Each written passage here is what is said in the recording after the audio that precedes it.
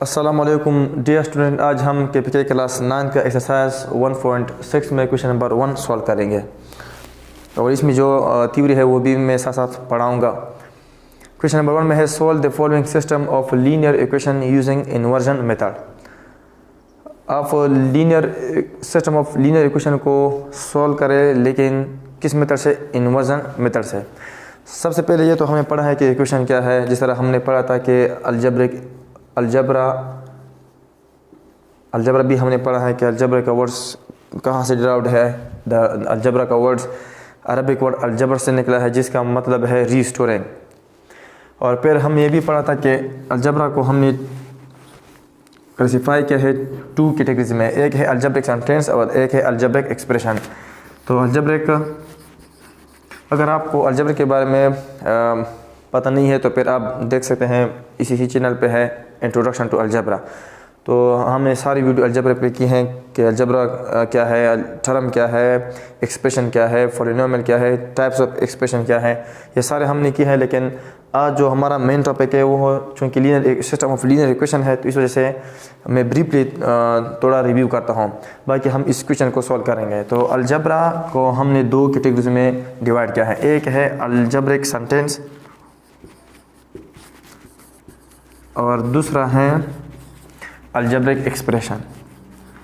Algebraic expression class 9 का 4 chapter है, उसमें हम डिटेल से इंशाल्लाह पढ़ेंगे। फिर अलजब्रिक सेंटेंस की 3 टाइप्स हैं। हमने पढ़ा है कि अगर इस तरह हम लेके 2 + 3 = 5, तो ये भी हमारे पास क्या है, एक सेंटेंस है। लेकिन ये कैसे सेंटेंस है? ट्रू सेंटेंस है, क्योंकि इसका रिजल्ट जो है वो सही आता है। इस तरह अगर हम लेके 2 + 3 = 7, तो ये भी एक सेंटेंस है, मीनिंग दिया है, लेकिन क्या है, गलत मीनिंग दिया है। इसको हम कहते हैं फॉल्स सेंटेंस। अब हम अगर कहें x + 2 = 5, तो ये जब वेरिएबल इस्तेमाल होता है तो फिर हम कहते हैं कि हमारे पास क्या है, ओपन सेंटेंस है। यहाँ अगर हम 3 4 करें तो ये 5 आएगा, ट्रू सेंटेंस। अगर हम 3 के अलावा 6 4 करें या 7 4 करें तो फिर क्या आएगा, फॉल्स सेंटेंस आएगा। तो ये हमारे लिए क्या है, ओपन है। तो फिर इक्वेशन क्या है? इक्वेशन क्या है? An algebraic sentence which contain an equality sign. यानी वो अलजेब्रिक सेंटेंस जो इक्वलिटी साइन पे कंटेन हो, जिसमें इक्वलिटी साइन हो, इसको हम कहते हैं इक्वेशन। इस तरह तो x या 2 नॉट ग्रेटर देन 5, ये भी हमारे पास एक अलजेब्रिक एक्सप्रेशन है और ये हमारे पास ट्रू सेंटेंस है। लेकिन यहाँ इक्वलिटी का साइन नहीं है, तो इसको हम इक्वेशन नहीं कह सकते। अब अगर हम इस तरह x + 2 = 7 लेके, तो ये हमारे पास क्या है, एक सेंटेंस है और ये ओपन सेंटेंस है। और लेकिन यहाँ क्या है, इक्वलिटी साइन भी है। तो ऐसे अलजेब्रिक सेंटेंस को हम कहते हैं इक्वेशन। अगर हम सिर्फ इस पार्ट को देखें तो ये हमारे पास क्या है, एक अलजेब्रिक एक्सप्रेशन है और ये हमारे पास क्या है, एक अलजेब्रिक एक्सप्रेशन है। तो बाज़ बुक्स में ये इस तरह भी है कि 2 अलजेब्रिक एक्सप्रेशन के बीच में जब इक्वलिटी साइन हो तो इसको हम कहते हैं इक्वेशन। बहरहाल किस तरह भी डिफिनेशन आप कर सकते हैं, लेकिन इस तरह है कि आपके ख्यालात जो होते हैं वो सही होने चाहिए, जो डिफिनेशन पे पूरा उतरते हैं। तो इस ऐसे डिफिनेशन हम करेंगे। तो ये था इक्वेशन के बारे में कि इक्वेशन हमारे पास क्या है। फिर टाइप्स ऑफ इक्वेशन है लीनियर इक्वेशन। तो लीनियर इक्वेशन क्या है? लीनियर इक्वेशन भी हमने क्लास 7 में डिटेल से पढ़ा है। लीनियर का मतलब है 1 या लीनियर का मतलब है स्ट्रेट, और इसका डेफिनेशन इस तरह था, first degree equation is called, first degree equation is called linear equation. ये भी हमने पढ़ा था कि वो इक्वेशन जिसका डिग्री क्या हो, 1 हो, इसको हम क्या कहते हैं, लीनियर इक्वेशन। डिग्री क्या है? The highest power of variable in algebraic expression या the highest power of variable in equation, इसको हम क्या कहते हैं, डिग्री कहते हैं। इस तरह अगर हम लिख लें 2x + 3 = 17, तो यहाँ वेरिएबल x है और इसका पावर क्या है, हाईएस्ट 1 है, तो इसका डिग्री क्या है, 1 है। तो ऐसे इक्वेशन को हम क्या कहते हैं, लीनियर इक्वेशन कहते हैं। फिर ये हमारे पास अगर हम इस तरह लिखें 2x + 5 = 19, तो ये भी हमारे पास क्या है, एक इक्वेशन है और इक्वेशन लीनियर इक्वेशन है। लेकिन यहाँ वेरिएबल 1 है, तो इसको हम कहते हैं लीनियर इक्वेशन विद 1 वेरिएबल। फिर इसके हमने सोल्यूशन के टेक्निक्स भी पढ़े थे क्लास 7 में। अब हम आते हैं सिस्टम के। सिस्टम क्या है? अगर हम इस तरह लिख लें 2x + 3y = 15, तो ये भी हमारे पास एक लीनियर इक्वेशन है, लेकिन वे 2 वेरिएबल है। इसमें क्या है? 2 वेरिएबल है। फिर हम पढ़ते हैं linear system of linear equation. तो सिस्टम क्या है? जब 2 या 2 से ज़्यादा नंबर मिलते हैं तो इसको हम कहते हैं कि तो ये हमेशा हम हमारे साथ क्या बनाएगा? सिस्टम बनाएगा। या 2 या 2 से ज़्यादा जब आर्गन मिलते हैं, हमने साथ में पढ़ा है, वो भी सिस्टम बनाएगा। इस तरह 2 या 2 से ज़्यादा स्कूल जब मिलते हैं तो ये भी एक सिस्टम बनाएगा, लेकिन इस सिस्टम का नाम चेंज होगा। अगर 2 या 2 से ज़्यादा स्कूल आपस में मिलते हैं तो ये एक सिस्टम बनाएगा, लेकिन इसको हम कहेंगे स्कूल सिस्टम। इस तरह 2 या 2 से ज़्यादा जब इक्वेशन मिलते हैं तो ये भी एक सिस्टम बनाएगा, लेकिन इस सिस्टम को हम कहेंगे सिस्टम ऑफ इक्वेशन। अगर फिर 2 या 2 से ज़्यादा लीनियर इक्वेशन आपस में मिलते हैं तो इसको हम कहेंगे सिस्टम ऑफ लीनियर इक्वेशन। इस तरह अगर 2 या 2 से ज़्यादा आर्गन मिलते हैं तो ये भी एक सिस्टम बनाएगा और इसको हम कहेंगे आर्गन सिस्टम। तो यहाँ क्या है? ये भी एक सिस्टम है, क्योंकि यहाँ 2 इक्वेशन है। जब 2 इक्वेशन आपस में मिलते हैं तो इसको हम क्या कहते हैं? सिस्टम कहते हैं। लेकिन यहाँ क्या है? ये लीनियर है, इस वजह से इसको हम कहेंगे system of linear equation. Inversion method क्या है? इन्वर्जन मेथड हमने इन्वर्स पढ़ा है, मल्टीप्लिकेट इन्वर्स हमने पढ़ा है, और इसका फॉर्मूला भी हमने पढ़ा था कि अगर एक मैट्रिक्स है, स्क्वायर मैट्रिक्स है, और इसका डिटर्मिनेंट नॉट इक्वल टू 0 है, अगर इसका डिटर्मिनेंट नॉट इक्वल टू 0 है, मतलब यह है कि नॉन सिंगुलर मैट्रिक्स हैं, तो इसका हम इन्वर्स फाइंड कर सकते हैं। और इन्वर्स को हम रिप्रेजेंट करते हैं ए के ऊपर हम -1 लिखते हैं, और फिर ये इक्वल होता है adjoint A divide by A determinant. फिर एडजॉइंट भी हमने पढ़ा है कि एडजॉइंट क्या है? एडजॉइंट का मतलब यह है कि change the place of main diagonal and change the sign of non diagonal. फिर हम इसके वैल्यू पुट करते थे, फिर हम इन्वर्स फाइंड कर देते हैं। तो इन्वर्स का मतलब क्या है कि अगर हम ए मैट्रिक्स को ए इन्वर्स मैट्रिक्स से मल्टीप्लाई करेंगे, यानी इनसे जो रिजल्ट आएगा, तो ये हमेशा हमें आइडेंटिटी मैट्रिक्स देगा। और आइडेंटिटी मैट्रिक्स क्या है? वो स्क्वायर मैट्रिक्स जिसके मेन डायगोनल क्या हो 1 1 हो और नॉन डायगोनल क्या हो 0 हो, तो इसको हम कहते हैं आइडेंटिटी मैट्रिक्स। ये इस तरह मैट्रिक्स है, किसी भी मैट्रिक्स के साथ आप मल्टीप्लाई करेंगे तो वही मैट्रिक्स खुद दोबारा आएगा। तो ये था इन्वर्जन मेथड के बारे में और सिस्टम ऑफ लीनियर इक्वेशन के बारे में। अब कोई भी 2 लीनियर इक्वेशन को हम 5 तरीक़ों से, 5 से भी ज़्यादा है, लेकिन बहरहाल में हम अब तक 5 पढ़ लेते हैं 9 तक। 3 मेथड हमने क्लास 8 में पढ़े थे, और क्लास 8 में चैप्टर नंबर 6 में है कि अगर 2 लीनियर सिस्टम है, सिमल्टेनियस लीनियर सिस्टम जिसको हम कहते हैं, इस तरह ये भी हमारे पास सिस्टम ऑफ लीनियर इक्वेशन भी है, और इसको हम कहते हैं सिमल्टेनियस लीनियर इक्वेशन। तो सिमल्टेनियस लीनियर इक्वेशन को हम सॉल्व कर देते।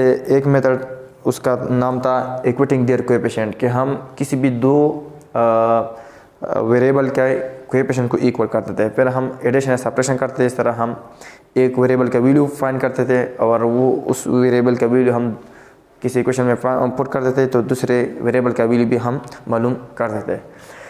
दूसरा मेथड था एलिमिनेशन बाय सब्स्टिट्यूशन। एलिमिनेशन का मतलब है रिमूवल ऑफ 1 वेरिएबल, लेकिन किस मेथड से? सब्स्टिट्यूशन मेथड से। सब्स्टिट्यूशन का मतलब है रिप्लेसिंग या रिस्टोरिंग या फुटिंग। तीसरा मेथड था क्रॉस मल्टीप्लिकेशन, यानी क्रॉस मल्टीप्लिकेशन से भी हम उसको फाइंड करते थे, उसका भी एक मेथड था। इस तरह एक मेथड ये है इन्वर्जन मेथड है। फिर जो मेथड है वो हम इसी आगे क्वेश्चन में पढ़ेंगे, और वो है क्रेमर्स रूल। तो क्रेमर रूल से भी हम किसी भी 2 लीनियर इक्वेशन को सॉल्व कर सकते हैं। तो आज जो हम इन 2 लीनियर इक्वेशन को सॉल्व करते हैं, वो हम किस मेथड से सॉल्व करेंगे? इन्वर्जन मेथड से। तो इन्वर्जन के लिए क्या है कि मैट्रिक्स होना चाहिए और वो मैट्रिक्स स्क्वायर होना चाहिए।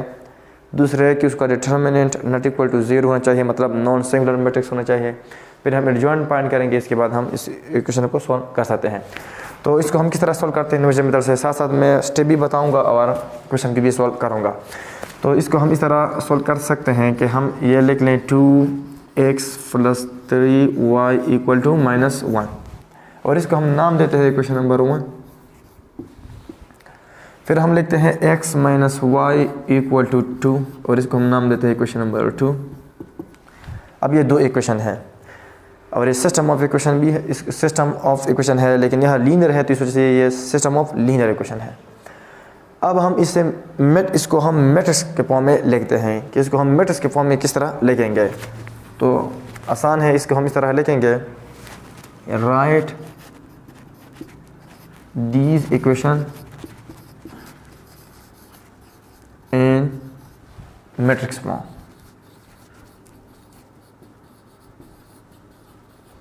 ये जो इक्वेशन है इसको हम किस फॉर्म में लिखें, मैट्रिक्स फॉर्म में लिखें। तो मैट्रिक्स फॉर्म में लिखने का मतलब ये है कि ये जो वेरिएबल है इसकी जो कोएफिशिएंट है आप इसको लिख लें। मतलब क्या है, इस तरह है कि एक है 2 इसका कोएफिशिएंट और एक है 3 और एक इधर यहाँ x है, लेकिन किसी भी वेरिएबल के साथ अगर कोई भी कोएफिशिएंट नहीं होता तो उसके साथ हमेशा 1 होता है, तो यहाँ 1 हम लिखेंगे। इस तरह इसके साथ 1 है लेकिन यहाँ माइनस साइन भी है तो हम -y लिखेंगे, -1 लिखेंगे। और यहाँ पास एक मैट्रिक्स बन गया और ये मैट्रिक्स क्या है, एक स्क्वायर मैट्रिक्स है। दूसरा हम इस तरह क्या लिखेंगे, सिर्फ एक x लिखेंगे और एक y, क्योंकि हम x y को फाइंड करते हैं कि x क्या है और y क्या है। अब सवाल ये भी अक्सर बच्चों के जहन में आता है, स्टूडेंट के जहन में ये आता है कि होना चाहिए था कि इधर भी हम x लिखते फिर y लिखते और फिर x लिखते फिर y लिखते। अगर आप इस तरह पुट करेंगे तो अगर आप इसको मल्टीप्लाई करेंगे तो उनसे हम यही आंसर नहीं आएगा, यही 2 इक्वेशन नहीं आएंगे। लेकिन अगर आप इसको इस तरह लिखेंगे और फिर आप इसको मल्टीप्लाई करेंगे तो इस एग्जैक्ट यही इक्वेशन आएगा, 2x + 3y = -1 और 2x + 3y = -1। तो इस वजह से इसको हम इस तरह इस फॉर्म में लिखेंगे।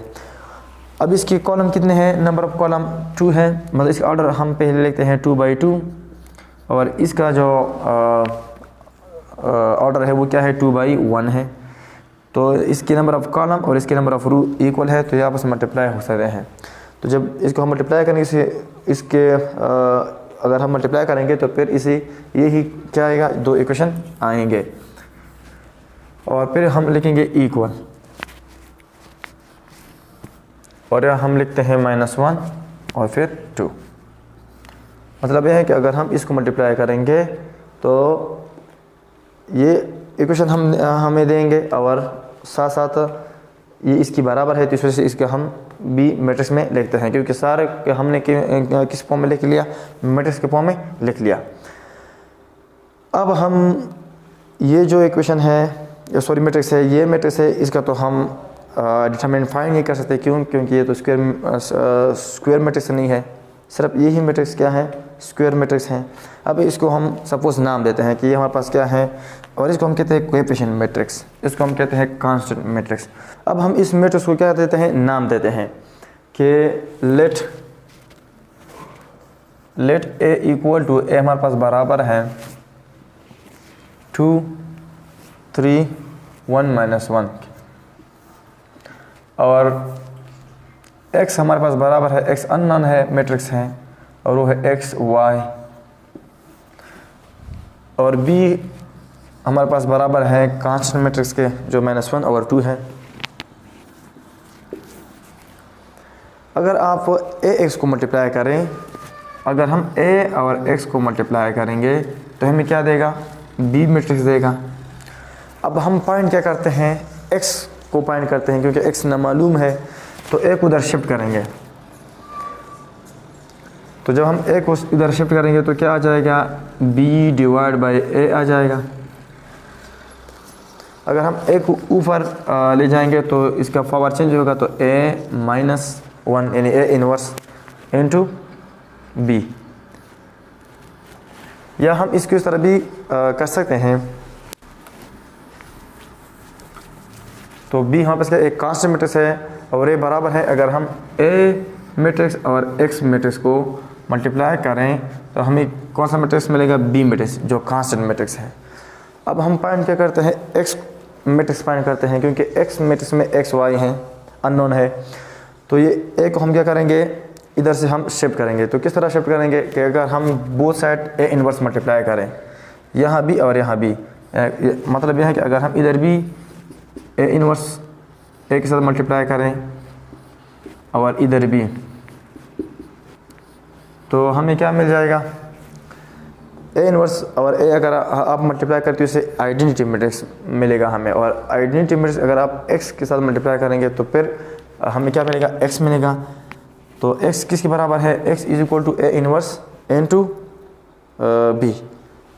तो इसको हम नाम देते हैं इक्वेशन नंबर 3। अब हमारे पास बी मैट्रिक्स बी है, एक्स मैट्रिक्स बी है, लेकिन ए इनवर्स हमें पता नहीं है, तो हम ए इनवर्स फाइंड करेंगे। लेकिन ए इनवर्स के लिए क्या ज़रूरी है, ए डिटरमिनेंट ज़रूरी है और ए जॉइंट, और ए डिटरमिनेंट बी उसका जो वैल्यू होता है वो नॉट इक्वल टू 0 होना चाहिए।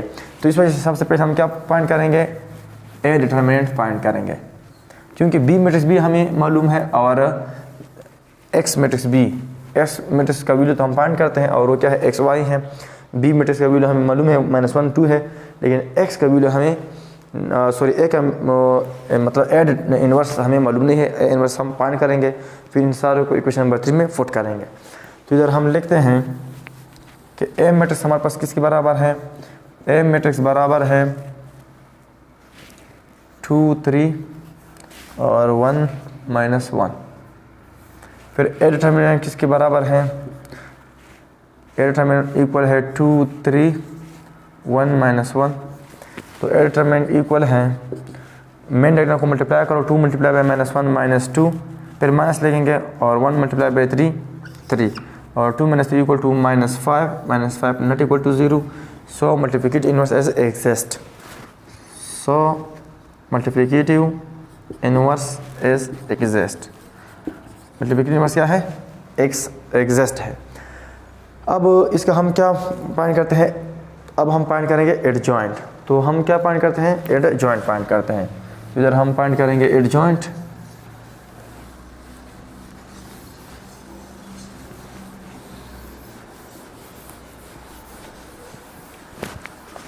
तो हम फाइंड करते हैं एड जॉइंट, तो now adjoint A equal to, adjoint का मतलब क्या है, change the place of main diagonal and change the sign of non diagonal. तो मेन डायगोनल क्या है, 2 -1 है, तो यहाँ -1 हम लिखेंगे और यहाँ हम लिखेंगे 2, और साथ में हम साइन चेंज करेंगे किसका, नॉन डायगोनल के। तो इधर एड जॉइंट। अब हम फाइंड कर सकते हैं इनवर्स, तो इधर हम लिखेंगे now we find A inverse, और ए इनवर्स किसके बराबर है, adjoint A divide by A determinant. इधर लिख लो फुटिंग वैल्यू, वैल्यू को क्या करो, फुटिंग करो।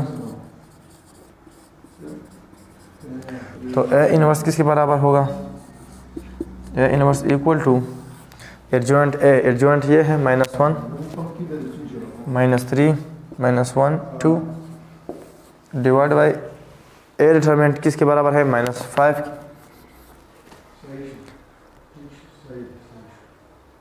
तो ये था। अब इसको हम ये डिवीजन है, तो ये इसको हम इस तरह भी लिख सकते हैं कि A inverse equal to -1 divide by -5 -3 divide by -5 -1 divide by 5 2 divide by -5। अब इसको हम मज़ीद सिम्प्लीफाई कर सकते हैं।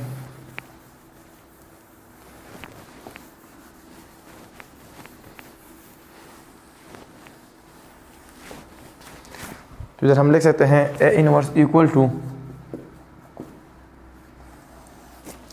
Minus divide by minus plus आता है तो 1 डिवाइड बाई 5, फिर minus divide by minus plus आता है तो 3 डिवाइड बाई 5। इस तरह हम ये आ जाएगा -1 ओवर 5 और ये आ जाएगा 2 - 5 2 - 5।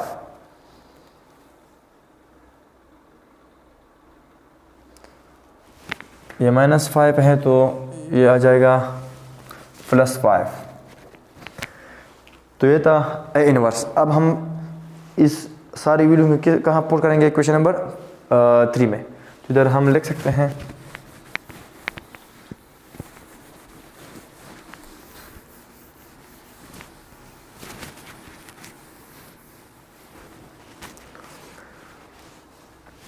putting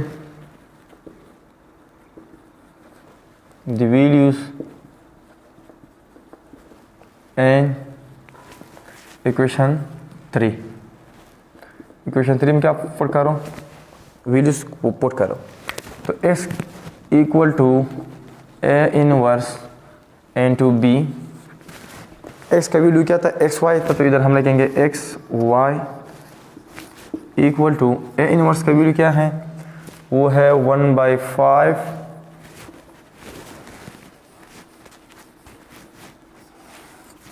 1/5 3/5 1/5 2/5 -2/5। b का वैल्यू क्या था -1 और 2। b में से वैल्यू क्या था -1 और 2। अब इसको हम क्या करते हैं, मल्टीप्लाई करते हैं, और ये आपस में मल्टीप्लाई हो सकते हैं क्योंकि इसके नंबर ऑफ कॉलम और इसके नंबर ऑफ रो इक्वल है। इसका ऑर्डर क्या है 2/2 है, इसका ऑर्डर क्या है 2/1 है। तो फर्स्ट मैट्रिक्स के नंबर ऑफ कॉलम और दूसरे मैट्रिक्स के नंबर ऑफ रो इक्वल है, तो ये आपस में मल्टीप्लाई हो सकते हैं। और इसके रिजल्ट से कौन सा मैट्रिक्स आएगा 2/1, ऐसा मैट्रिक्स आएगा जिसके नंबर ऑफ रो कितने होंगे 2 होंगे और कॉलम कितने होंगे 1। तो अब इसको हम फाइंड करते हैं, इसका मल्टीप्लिकेशन। तो इधर हम लिख सकते हैं xy इक्वल टू, अब इसको हम मल्टीप्लाई करते हैं, तो इसके से जो मैट्रिक्स हमें मिलेगा वो किस तरह मैट्रिक्स मिलेगा, इसमें 2 रो होंगे 1 कॉलम, तो ये एक रो है, ये दूसरा रो है, और ये क्या है फर्स्ट रो फर्स्ट कॉलम, और ये सेकंड रो फर्स्ट कॉलम। तो ये ऑर्डर 2/2 मैट्रिक्स हैं। तो इस मैट्रिक्स का हम मतलब इन दोनों को अगर हम मल्टीप्लाई करेंगे तो इससे इस तरह मैट्रिक्स आएगा। अब हम क्या फाइंड करते हैं A11, इसका मतलब क्या है कि फर्स्ट रो और फर्स्ट कॉलम को मल्टीप्लाई करो, 3 से जो रिजल्ट आएगा वो रिजल्ट मैट्रिक्स का A11 होगा। इस तरह A21 का क्या मतलब है, सेकंड रो फर्स्ट कॉलम को मल्टीप्लाई करो, उनसे जो रिजल्ट आएगा वो रिजल्ट मैट्रिक्स का A21 होगा। तो इसको हम अब सॉल्व करते हैं। तो ये फर्स्ट रो है और ये फर्स्ट कॉलम है, तो 1 × 5 × -1, तो -1/5। फिर क्या लिखेंगे, फिर प्लस लिखेंगे और 3/5 को मल्टीप्लाई करेंगे 2 के साथ, तो 3/5 × 2। अब हम A21 को फाइंड करते हैं। A21 का मतलब क्या है, second row first column, second row के फर्स्ट एलिमेंट को मल्टीप्लाई करेंगे फर्स्ट कॉलम के फर्स्ट एलिमेंट से, तो 1/5 × -1, तो -1/5। फिर प्लस लिखेंगे, लेकिन यहाँ माइनस है, फिर माइनस हम लिखेंगे, प्लस मल्टीप्लाई बाय माइनस, और 2/5 × 2 तो अब इसको हम क्या करते हैं, सॉल्व करते हैं। तो xy इक्वल टू, यहाँ क्या आएगा -1/5, 2 3 = 6 /5, यहाँ क्या आएगा -1/5 प्लस माइनस 2 2 = 4 /5। इसको और सिंप्लीफाई कर लो तो ये आ जाएगा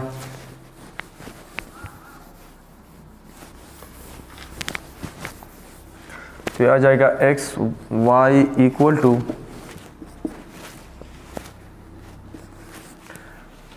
दो फ्रैक्शन के बीच में प्लस साइन है तो हम हमेशा इसको ऐड करेंगे, और यह लाइक फ्रैक्शन है क्योंकि इनके डिनोमिनेटर सेम है। तो 2 5 से आप एक 5 ले लो, और -1 + 6 + 5, फिर यहाँ 2 5 से एक 5 ले लो, और -1 -4 -5। अब इसको मज़ीद सिम्प्लीफाई कर लो, तो 5 1 = 5 1 = 5, तो 1 आता है। इसी तरह 5 1 = 5 5 1 = 5 -1 आता है। तो इसका मतलब क्या है कि x के सामने क्या x है 1 है, तो x = 1, और y के सामने क्या है -1 है, तो y = -1। तो इस तरह हमने x और y के वैल्यू क्या फाइंड किया, किस मेथड से, इन्वर्जन मेथड से।